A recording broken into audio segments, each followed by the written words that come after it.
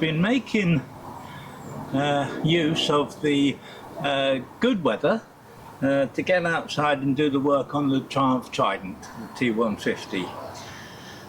I've got the battery on charge at the moment. I have used the starter motor to pump all the oil that had drained down into the engine back up into the oil tank, and I have purchased a LP Williams anti-drain valve that fits in the filter in the oil tank, and you have to remove the non-working anti-drain valve that's in the bottom of the engine, and I will get on with getting it running and getting it set up and see how we get on from there. I have found that the anti-drain valve in the bottom of the engine underneath the filter is not stopping the oil from draining down into the crankcase, and in fact the crankcase is absolutely full. So on the bottom of the engine, can't see it. Yeah, on the bottom of the engine is a sump plate which is recessed. It's recessed to actually allow the pickup of the oil, and you'd need to take off the 6 bolts studs to drain the oil from the engine, which is a bit of a pain. Now you can get sump plates with a drain bolt in it, and that would be very nice. I've looked online and they're not readily available, and they're quite expensive, so I figured that I could make my own. I have a small hobby milling machine, and it would be an interesting job to do, so I bought some aluminium, 12mm thick. The sump is 11mm thick, so that should be sufficient, that I need to chop up to make prototype sump plates, so that I can then fit them onto the Trident. In the meantime, I have bought one of these. This is a LP Williams anti-drain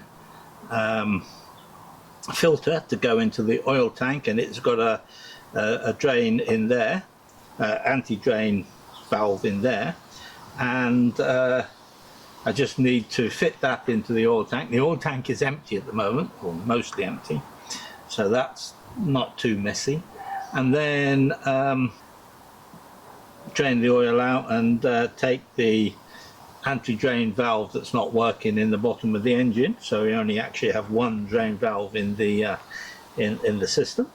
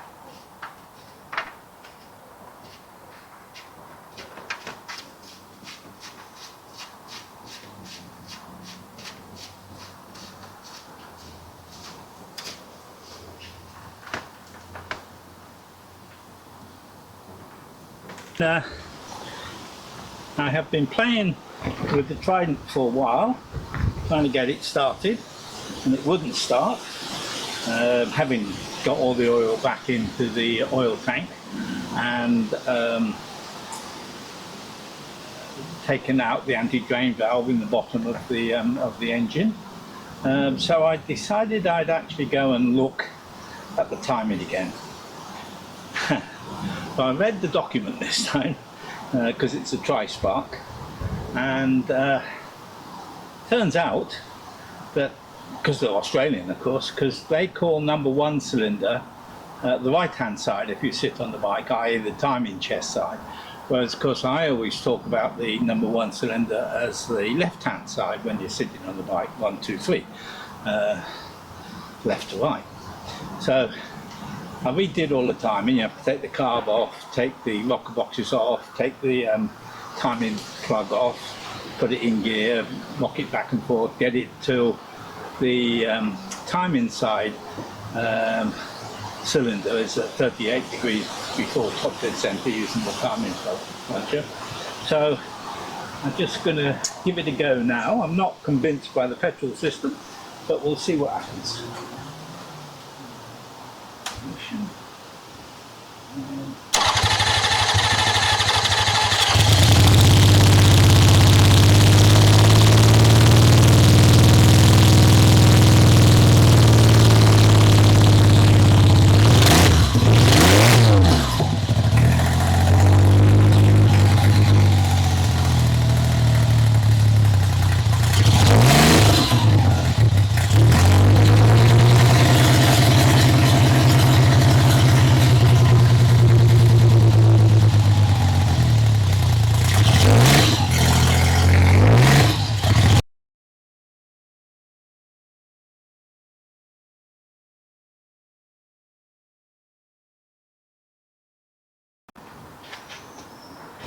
I have done a couple of little jobs,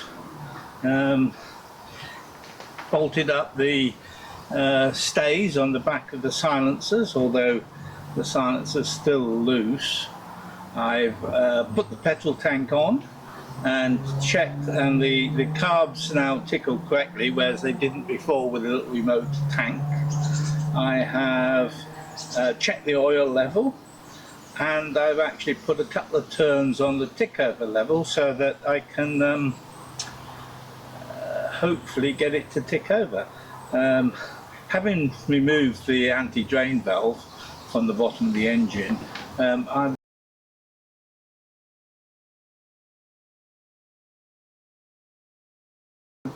reasonably happy that I can now run the engine for a bit longer and start to get it warmed up, so I can actually start getting the carb set, etc. Let's start it. Hopefully.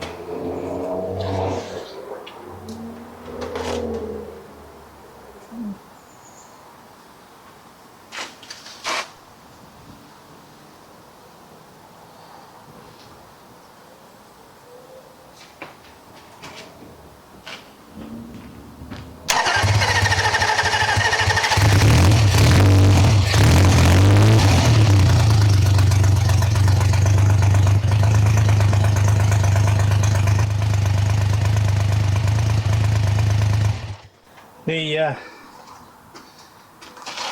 carb connections were, petrol connections were actually dripping slightly, and I found that this nut is actually smaller than this one, so that's bloody annoying, so that will get changed at some point relatively soon. I've done that. I've actually put a couple more turns on the throttle position, idle position. I found on this this carb gantry, which I modified, the actual tick over bolt is a lot tighter, and I can't do it by hand, so I have to get a spanner. Anyway, let's get going again.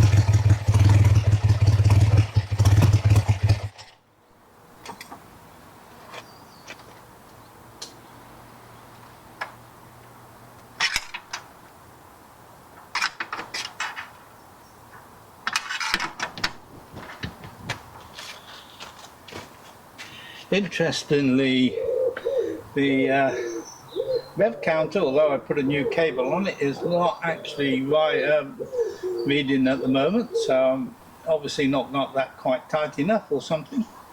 It is getting closer to the point where it can tick over, so I'll wind it up a little bit more and then warm it up and start to adjust the carbs, I think.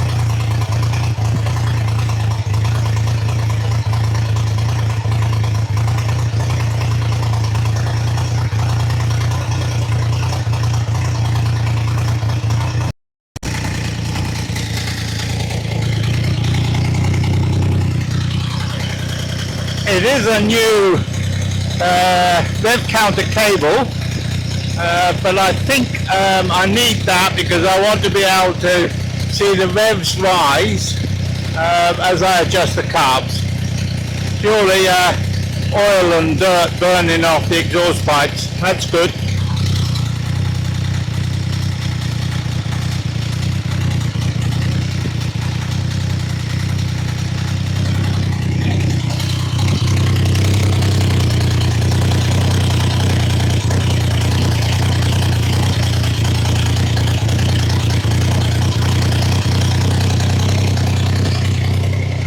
Oil's returning quite well.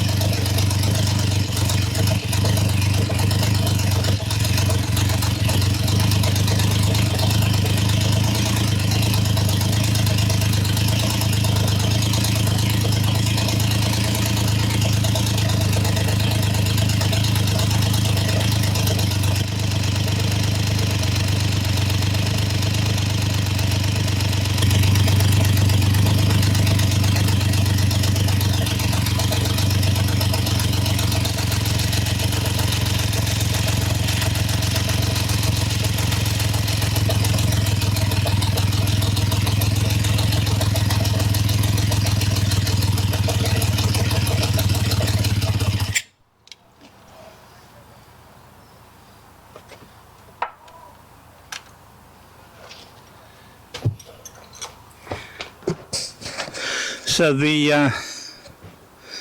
carbs obviously need setting. I need to fix the rev counter cable, and I'm probably going to set the time in before I adjust the carbs too much.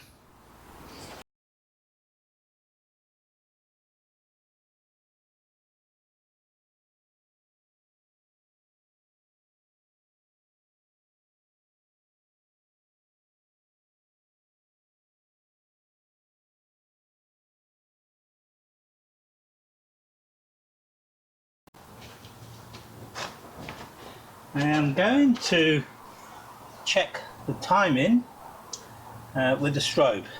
I have strobe connected onto the timing chest line, which tri-spark cord number 1.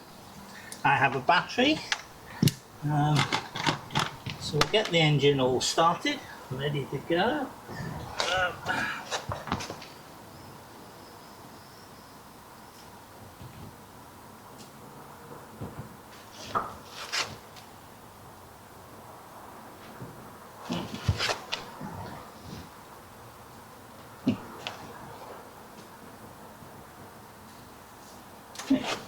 You'll note I didn't tickle the centre carb.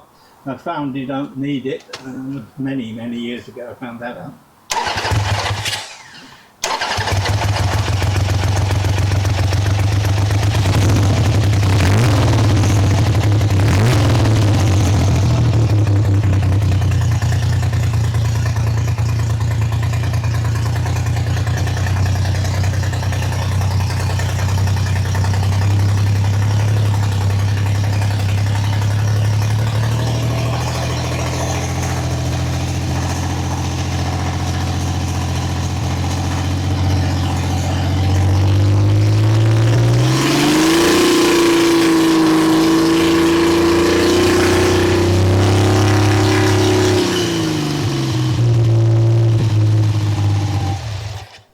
Okay, so the timing mark is a little advanced, so we will actually slacken the electronic plate off a little bit, and look at the slots.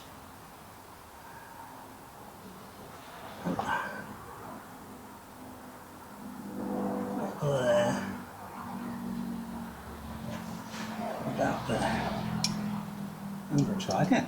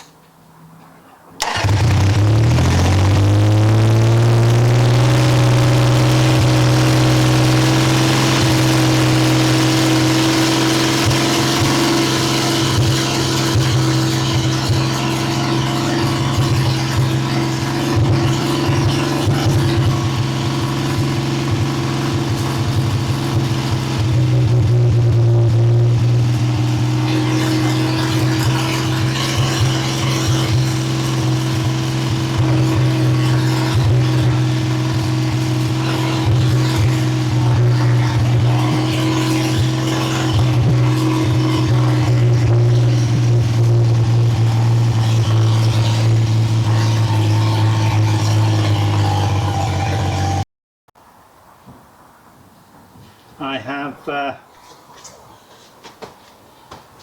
checked the timing again, and it's now with the stator actually moved slightly. It's now right on spec on that one. What it does says is to check the other two. Not particularly easy to get to the middle one with the tank on. However,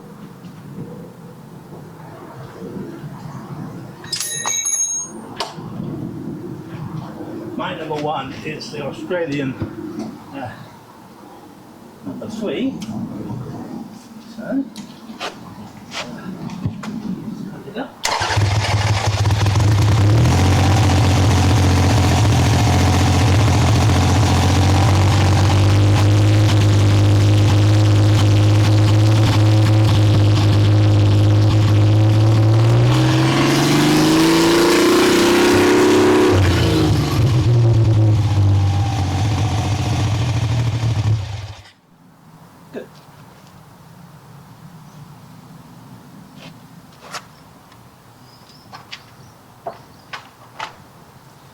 must say, having an electric start is wonderful.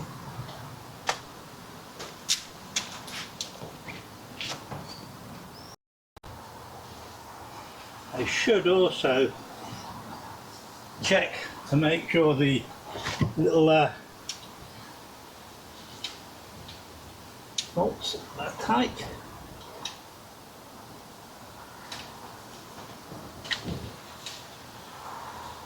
Good. So that's now all done. Disconnect the timing light.